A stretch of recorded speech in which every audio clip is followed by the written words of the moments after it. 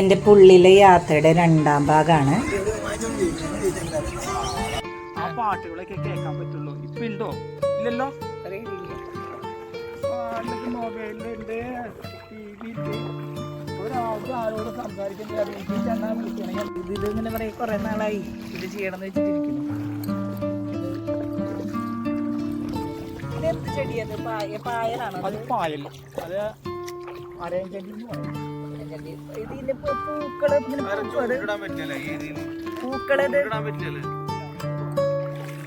ഇവിടെ കൊട്ടവഞ്ചിയിൽ നല്ല രസമാണ് കേട്ടോ. നമ്മൾ ഒരു കൊട്ടവഞ്ചിയിൽ 4 പേരാണ് പോണത്. നമ്മുടെ കൊട്ടവഞ്ചി തുഴയണ ചേട്ടൻ കുറേ കാര്യങ്ങൾ നമുക്ക് പറഞ്ഞാണ്. പഴയ കാലഘട്ടത്തെ കാര്യങ്ങളും നമ്മളൊക്കെ കൂടി നല്ലൊരു ഇതായിട്ടുള്ള പാട്ടൊക്കെ ആള് പാടി തരുന്നുണ്ട്. ഇതില് നല്ല രസമായിട്ട് നമ്മൾ യാത്ര മുന്നോട്ട് പോയിട്ട്. മറ്റേത് മൈക്ക് വെച്ച് ചെയ്യാറുണ്ടായിരുന്നു. അവനറിയില്ല.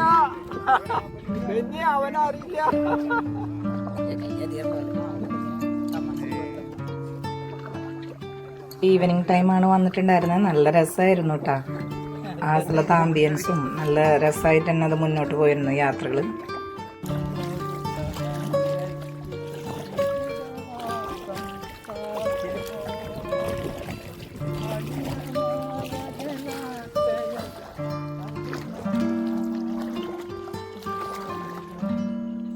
ചേട്ടൻ നല്ലൊരു പാട്ടൊക്കെ പാടിയിട്ടാണ് കേട്ടോ യാത്ര.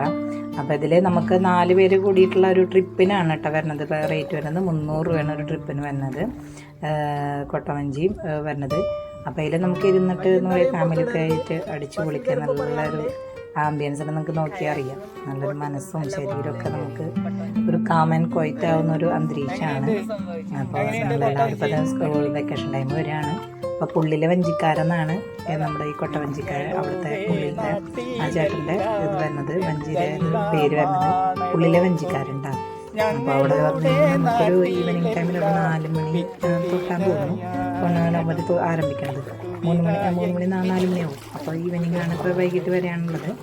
അപ്പോൾ എല്ലാവരും ഈ എക്സ്പീരിയൻസ് അത് മിസ്സാക്കരുതെന്നാണ്.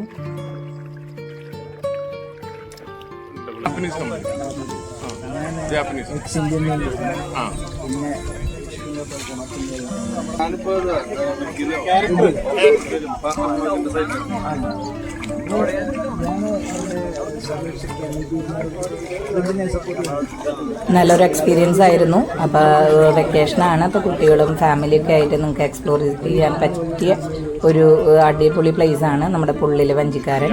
അപ്പോൾ നിങ്ങൾക്ക് ഇഷ്ടമെങ്കിൽ ലൈക്ക് ചെയ്യുക, കമൻറ്റ് ചെയ്യുക, ഷെയർ ചെയ്യുക,